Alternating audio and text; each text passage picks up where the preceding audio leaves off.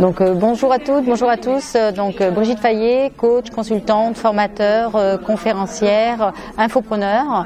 Je suis fondatrice de 3C Performance et j'ai l'agréable plaisir d'être en présence de David Marouani, donc de la société With Love, avec différents programmes, dont Speaker Pro. Voilà. Donc il forme donc des conférenciers, des coachs pour être aussi conférenciers, des gens qui souhaitent être de grands conférenciers. Tous ceux qui ont envie de s'exprimer de face à un public, en fait, ou face à des vidéos, mais dans le cadre de l'entrepreneuriat, c'est-à-dire vraiment, moi, je forme des personnes qui veulent parler de leurs produits, de leur entreprise et de leurs services. C'est bien. D'accord. Donc, quelqu'un de très grand talent. C'est bien. Alors, moi, je voulais te poser une question parce que tu dis, voilà, tu parles d'entreprise, tu formes aussi des coachs qui ont envie d'être conférenciers. Et je voulais savoir un petit peu si tu étais au courant aujourd'hui de la. Attends, je continue là. C'est bon. Voilà. Donc je voulais te poser une question aujourd'hui, si tu étais au courant les derniers statistiques ou valeurs de MCC qui annoncent que 80% des coachs aujourd'hui vivent en dessous du seuil de pauvreté, c'est-à-dire 846 €. Quelque part, est-ce que tu étais au courant de ces valeurs-là et qu'en penses-tu? Alors, j'étais pas au courant, mais je m'en doutais parce que je vois qu'il y a de plus en plus d'organismes en fait qui vendent un peu de rêve en disant deviens coach en 4 jours.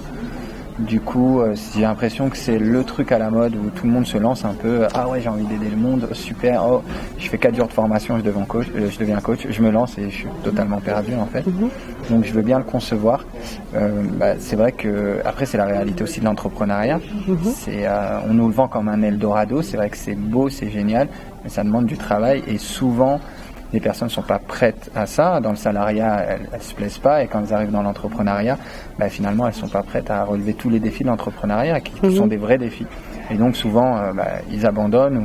C'est dur d'avoir un retour vers le salariat. Moi, je l'ai vécu, c'est dur. J'ai eu des moments où j'ai voulu abandonner, mais c'était plus fort que moi de me dire oula, je vais pas retourner avec un patron.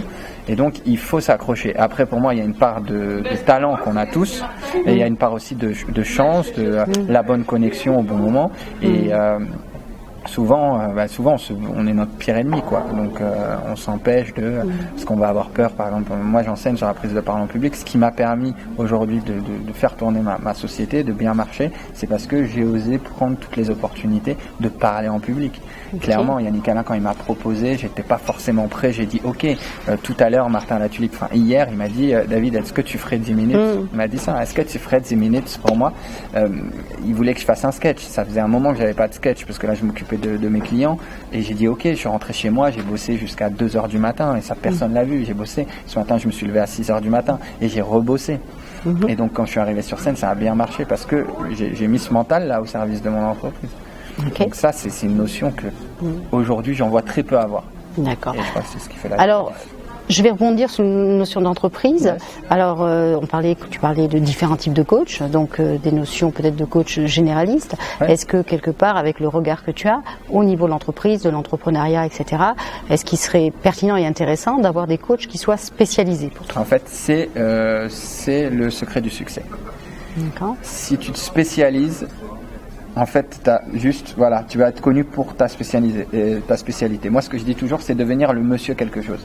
Donc, ok, David Marouani, c'est quoi? Ah ouais, c'est le monsieur conférence. Ça y est, c'est rentré dans l'inconscient des gens, c'est rentré dans le conscient aussi. Donc, quand on vient me voir pour un événement, on va pas me demander, j'ai un problème aujourd'hui, je sais pas, d'estime de soi, est-ce que tu peux me faire un coaching? Non, en fait, moi, je peux te faire un coaching prise de parole en public. Je pourrais t'accompagner sur l'estime de soi, mais en fait, moi, mon kiff, c'est la prise de parole en public. Donc, j'oriente. Par contre, je sais que madame estime de soi ou monsieur estime de soi, c'est un tel, donc je t'envoie vers lui.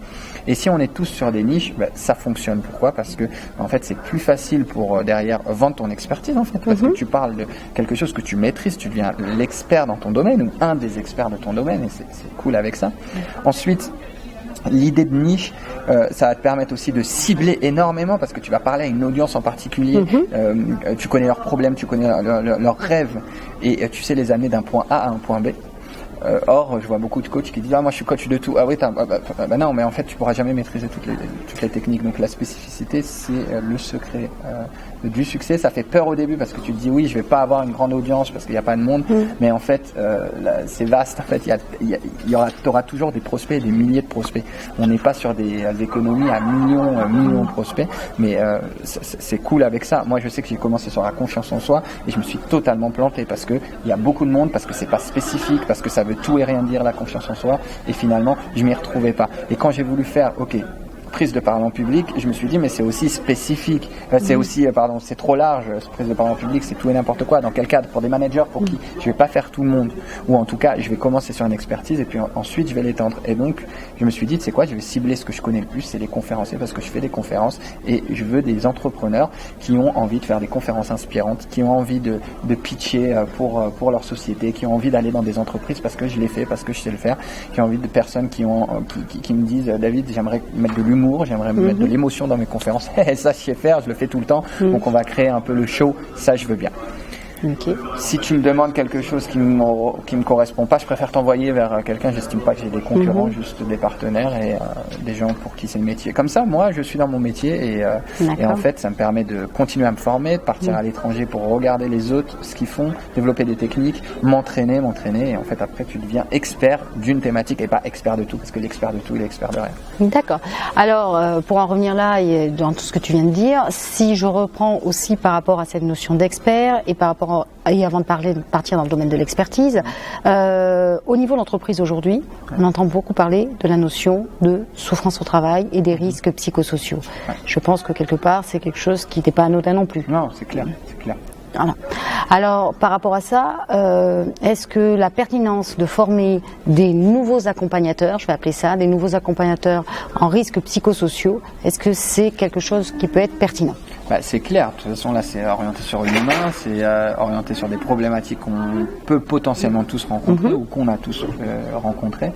Et puis on est sur un domaine qui est le domaine de la santé, donc c'est un domaine qui marche très bien aussi. Donc moi je dis oui, go, on en a tous besoin. Après, il faut être capable de cibler ces personnes ou soit d'être dans un espèce de prévention où on va dire voilà, regarde ce qui pourrait arriver, donc je vais te donner toutes les bonnes recettes pour que tu ne vives pas ça, ou alors dans un système de sauvetage, je sais pas comment on pourrait l'appeler, ou dire hey, tu vis ça en ce moment, viens, on t'aide. D'accord. Mais oui, c'est une très bonne idée. Ça. Alors, quand tu as eu la gentillesse d'accepter cette interview, donc tu sais que je suis la fondatrice de 3C Performance, qui est un institut de prévention en risques psychosociaux, et donc et nous formons des experts internationaux en accompagnement des risques psychosociaux. Alors, qu'en penses-tu? Je trouve ça top en fait. C'est vraiment, c'est bravo à toi. En plus, c'est au niveau international, donc c'est génial. Je trouve que c'est ciblé, c'est précis, c'est une problématique en particulier, et donc ça peut que marcher. Et puis par exemple, si un coach a envie d'en faire une expertise ou de rajouter un peu, on va dire une flèche à son arc, il va pouvoir prendre cette brique et puis le réutiliser. C'est génial. Moi, je préfère ça en tout cas. Je préfère aller chez plein de coachs qui vont me donner leur expertise et en faire moi mon modèle qui devient mon expertise, plutôt qu'un seul qui va délivrer tout son savoir et finalement, comme il a beaucoup de savoir sur plein de choses, il va pas aller au fond et puis je vais me retrouver face à des clients avec des problématiques. J'imagine que si je viens chez toi, je pourrais gérer n'importe quelle problématique liée à ça, parce que tu es expert, parce que tu es spécialisé. Donc oui, donc c'est une très bonne idée. Ok, merci. Alors, pour finir cette interview, est-ce que tu veux nous parler un petit peu aussi de ton actualité? Mon actualité, écoute, je vais refaire un lancement, je ne sais pas quand cette vidéo sera postée, je ne sais pas non plus quand tu regarderas cette vidéo. Pour l'instant, je suis par rapport à toi dans le futur et je peux te dire que le futur est vachement bien. Mon actualité, donc j'ai le programme Speaker Pro, si t'es conférencier ou que tu as envie de devenir conférencier, si tu estimes que tu as un message et que tu as envie de le porter en grand, écoute, regarde ce que je fais via Speaker Pro, tu trouveras facilement sur les réseaux, tu trouveras partout, c'est sûr, David Marouani, tu trouveras.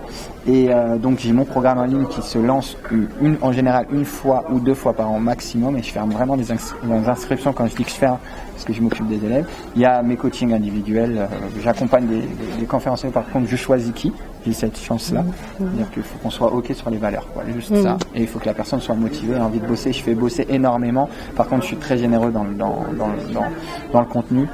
Si j'écris des vannes pour les personnes, des moments d'émotion, tout ce que j'écris pendant un coaching, c'est cadeau. Donc voilà, et puis je prévois un séminaire, ça sera le séminaire Speaker Pro, mais qui sera aussi ouvert à des personnes de l'extérieur. Donc principalement c'est mes grosses actus, et ensuite moi il y a mon challenge personnel qui est de faire des conférences à l'étranger en anglais, parce que j'ai un très mauvais niveau d'anglais. Je vais juste prouver que la loi des 93%, même si je suis pas ok avec les chiffres, c'est pas forcément 93%, mais de dire que le non-verbal et le paraverbal jouent impact plus dans le message que ce que tu dis, que tes mots. Et donc je veux le prouver parce que j'ai envie d'être connu à l'étranger juste pour ça. C'est juste mon kiff qui m'anime. C'est super, c'est un beau challenge.